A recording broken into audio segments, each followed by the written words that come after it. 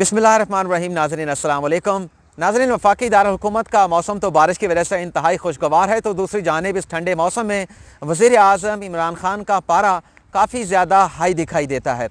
हालिया चंद रोज़ पहले जो वाक़यात पेश आए, इन पर वज़ीर आज़म इमरान खान का यह पारा हाई हुआ, बल्कि फ़ौरी एक्शन भी लिया गया और मुतलका जो स्टेक होल्डर्स हैं उन्हें ख़बरदार भी किया गया, मुतनब्बे भी किया गया।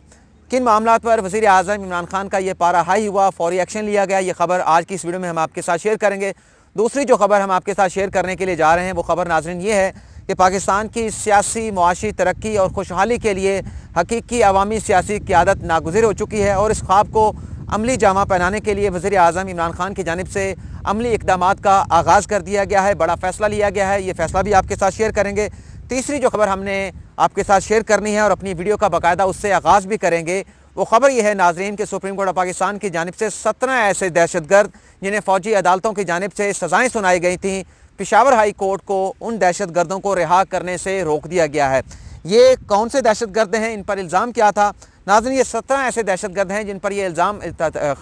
यह इल्ज़ाम है कि खैबर पख्तूनख्वा में कबायली इलाकों में इन्होंने सिक्योरिटी फोर्सेस के जो काफ़िले थे उन्हें निशाना बनाया, उन्हें टारगेट किया गया, उन पर हमले किए गए और इसके साथ साथ दहशतगर्दी में ये मुलविस थे।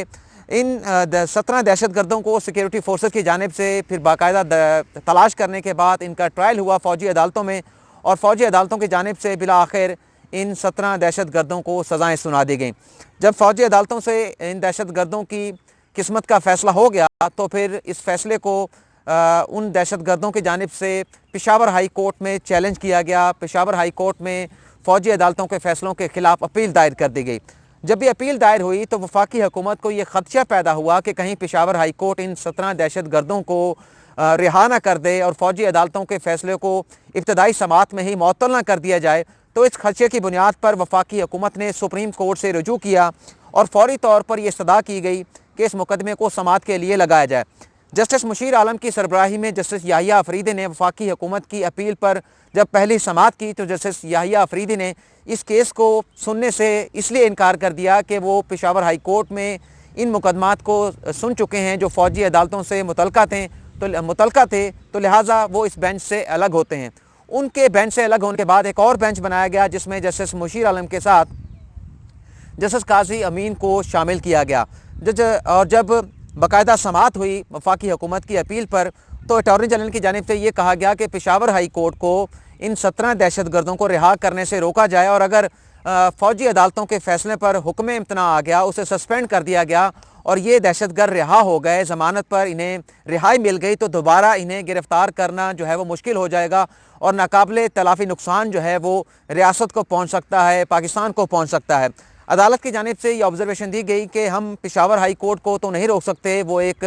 कॉन्स्टिट्यूशनल कोर्ट है, उसके दायरा अख्तियार में सुप्रीम कोर्ट मुदाखलत नहीं कर सकती, लेकिन हम ये ज़रूर कह सकते हैं कि फ़ौजी अदालतों को सस्पेंड करने की बजाय पेशावर हाई कोर्ट मेरिट पर इस केस को सुने और मेरिट पर सुनने के बाद फिर इस केस का हतमी फ़ैसला करे। ये ना करे पेशावर हाई कोर्ट के इब्तदाई समात में ही फ़ौजी अदालतों के फ़ैसले को सस्पेंड कर दे, जिसके नतीजे में दहशतगर्दों को 17 दहशतगर्दों को रिहाई मिल जाए और वो जेलों से बाहर आ जाएँ। तो ये सुप्रीम कोर्ट की जानिब से कह दिया गया है कि फ़ौरी तौर पर रिहा ना किया जाए, आप मेरिट के ऊपर इस केस को सुने और मेरिट पर अगर केस बनता है उन दहशतगर्दों का तो जो फ़ैसला होता है वो फ़ैसला कर दिया जाए, लेकिन इब्तदाई समात पर हुक्म इम्तना देते हुए फ़ौजी अदालतों के फ़ैसलों को सस्पेंड ना किया जाए। ये एक बड़ा फ़ैसला दिया गया है, बल्कि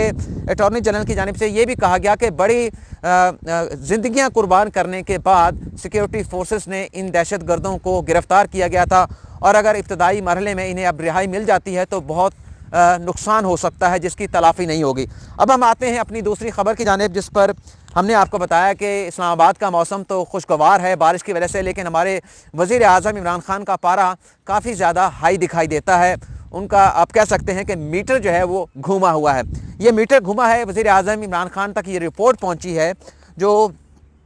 कौमी राब्ता कमेटी का आखिरी इजलास हुआ, उसमें जो फैसले हुए थे मुतफ़िक़ा तौर पर कि लॉकडाउन में नरमी की जाएगी, इस शर्त के ऊपर जो SOPs हैं उन्हें फॉलो किया जाएगा, सोशल डिस्टेंसिंग का जो प्रिंसिपल है उसे फॉलो किया जाएगा। और रिपोर्ट वज़ीर आज़म इमरान खान तक ये पहुँची है कि कौमी सलामती कमेटी के फ़ैसलों पर मिनोअन उसकी रूह के मुताबिक अमल दरामद नहीं किया जा रहा। ताजर भी SOPs को फॉलो नहीं कर रहे और जो ख़रीदार हैं मार्केट्स में ख़रीदारी के लिए गए हुए हैं وہ بھی اس نرمی کا ناجائز فائدہ اٹھا رہے ہیں۔ نہ تو ایس او پیز کو فالو کیا جا رہا ہے، نہ جو احتیاطی تدابیر ہیں خریداروں کی جانب سے اس پر عمل درآمد کیا جا رہا ہے، نہ دکانداروں کی جانب سے، تاجروں کی جانب پر اس پر عمل درآمد جو ہے وہ یقینی بنایا جا رہا ہے۔ تو اس پر وزیر اعظم عمران خان نے فوری طور پر ایکشن لیا، اور ایکشن اس لیے لیا گیا کہ اگر ایکشن نہیں لیا جاتا تو پاکستان کے لیے صورتحال جو ہے وہ کافی خطرناک ہو سکتی ہے۔ ایکشن یہ لیا گیا ہے کہ جو وزارت داخلہ ہے اس کے ذریعے تمام صوبوں کو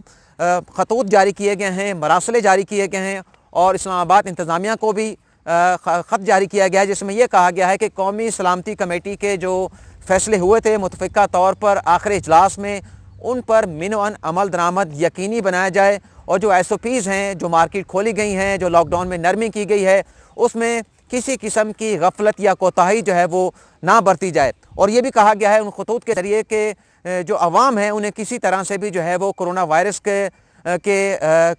رحم و کرم پر جو ہے وہ نہیں چھوڑا جا سکتا، اور اگر کسی جگہ پر ایس او پیز کی خلاف ورزی کی جاتی ہے اور جو سوشل ڈسٹینسنگ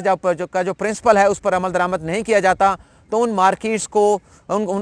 کے خلاف، ان تاجروں کے خلاف سخت ایکشن لیا جائے۔ اور ہم نے یہ دیکھا اس کے اوپر جو صوبائی حکومتیں ہیں انہیں بھی کافی زیادہ تشویش ہے، اور جو اسد عمر ہیں کمانڈ اینڈ آپریشن سینٹر کے جو سربراہ ہیں، وفاقی وزیر بھی ہیں، ان کی جانب سے بھی اس بات کا اندیا دیا گیا تھا کہ اگر ایس او پیز پر عمل درآمد نہیں ہوا تو ہمیں دوبارہ سے لاک ڈاؤن کی طرف جانا ہوگا۔ اور ان تمام چیزوں کو دیکھتے ہوئے جو رپورٹس وزیر اعظم عمران خان کی جانب سے سامنے آئی ہے، ایک تو یہ خطوط لکھ دیے گئے ہیں صوبوں کو، اسلام آباد کی انتظامیہ کو، لیکن ایک فوری اجلاس بھی وزیر اعظم عمران خان کی جانب سے طلب کیا گیا ہے جس میں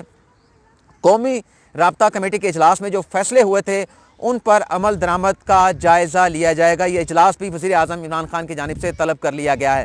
دوسری جو اہم خبر، جیسا کہ ہم نے آپ کو بتایا کہ پاکستان کی معاشی سیاسی ترقی کے لیے، پاکستان کی خوشحالی کے لیے حقیقی عوامی جو قیادت ہے، سیاسی قیادت ہے، وہ ناگزیر ہو چکی ہے، اور اس خواب کو عملی جامہ پہنانے کے لیے وزیر اعظم عمران خان کی جانب سے عملی اقدامات کا آغاز کر دیا گیا ہے۔ ایک بڑا فیصلہ لیا گیا ہے، اور وہ فیصلہ یہ لیا گیا ہے کہ جو ہمارا الیکشن سسٹم ہے، جو خستہ حالی کا شکار ہے، بوسیدہ نظام ہے الیکشن کا، اس میں اصلاحات جو ہے وہ متعارف کرائی جائیں گی۔ اور اس حوالے سے ابتدائی جو انتخابی اصلاحات کا مسودہ تھا وہ وفاقی کابینہ میں پیش کیا گیا تھا۔ وفاقی کابینہ نے اس کی باقاعدہ منظوری دے کر وزارت قانون کو بھجوایا ہے کہ اس پر مزید کام کیا جائے، سیاسی جو جماعتیں ہیں ان سے مشاورت بھی کی جائے، اور ایسا الیکشن کا نظام وضع کیا جائے، الیکشن کا پروسیس وضع کیا جائے جس میں دولت کا، پیسے کا عمل دخل نہ ہو، پیسے کی جو ریل پیل ہے وہ اس سیاسی انتخابی جو عمل ہے اس کو جو ہے وہ آلودہ نہ کر سکے، کرپٹ نہ کر سکے۔ اس قسم کا نظام جو ہے وہ کہا گیا ہے کہ سیاسی جماعتوں کی مشاورت کے ساتھ بنایا جائے، اور اس میں کوشش یہی ہوگی وزیر اعظم عمران خان کی کہ انتخابی اصلاحات کے ذریعے ایسا نظام، ایسا الیکشن پروسیس جو ہے وہ وضع کیا جائے جس میں ایک عام شہری، عام آدمی جو ہے وہ ذہنی آزادی کے ساتھ، مالی آزادی کے ساتھ الیکشن پروسیس میں حصہ لے سکے اور کامیابی حاصل کر سکے۔ اور یہ جو بڑے بڑے سرمایہ دار ہیں جو عام لوگوں کی راہ میں رکاوٹیں ڈالتے ہیں، کہ الیکشن کی راہ میں ان کے رکاوٹ ڈالتے ہیں، یہ عام لوگوں کے الیکشن کے پروسیس میں، الیکشن لڑنے کے پروسیس میں رکاوٹیں نہ کھڑی کر سکیں۔ اور اس کے ساتھ ساتھ کوشش یہ بھی ہے کہ خاص طور پر جو سینٹ کا نظام ہے جس میں پیسہ بہت زیادہ چلتا ہے، پیسے کا بہت زیادہ چکر ہوتا ہے، خاص طور پر اربوں روپے چلایا جاتا ہے جب سینٹ کا الیکشن ہوتا ہے۔ خیبر پختونخوا میں بہت زیادہ پیسہ چلتا ہے، بلوچستان کی سیٹوں کے لیے کافی زیادہ پیسہ چلتا ہے، تو اس کے لیے بھی کوشش کی جا رہی ہے کہ جو الیکشن ریفارم متعارف کرائی جائیں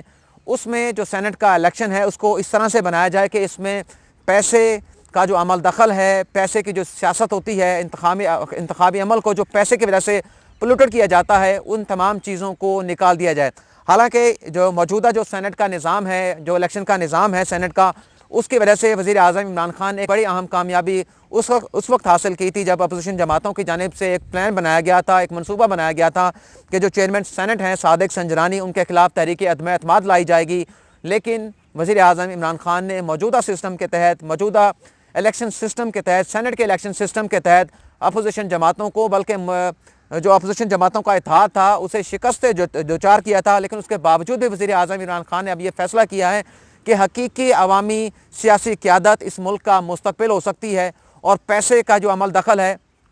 جب تک یہ چلتا رہے گا الیکشن پروسیس میں، پاکستان کی معاشی ترقی بھی نہیں ہو سکتی، پاکستان کی سیاسی ترقی بھی نہیں ہو سکتی، اور پاکستان میں خوشحالی بھی نہیں آ سکتی، اور نئی سیاسی قیادت بھی منظر عام پر نہیں آ سکتی۔ تو اس لیے یہ الیکشن ریفارم جو ہے وہ لانے کا فیصلہ کیا گیا، خاص طور پر سینٹ ایکشن کے حوالے سے، جس میں اس طرح کا نظام ہے جیسا کہ میں نے آپ کو بتایا کہ اکثریت میں ہونے کے باوجود بھی مشترکہ جو اپوزیشن جماعتیں تھیں وزیر اعظم عمران خان سے شکست کھا گئیں، اور صادق سنجرانی جو ہے وہ چیئرمین سینٹ کا عہدہ جو ہے وہ بچانے میں کامیاب ہوئے۔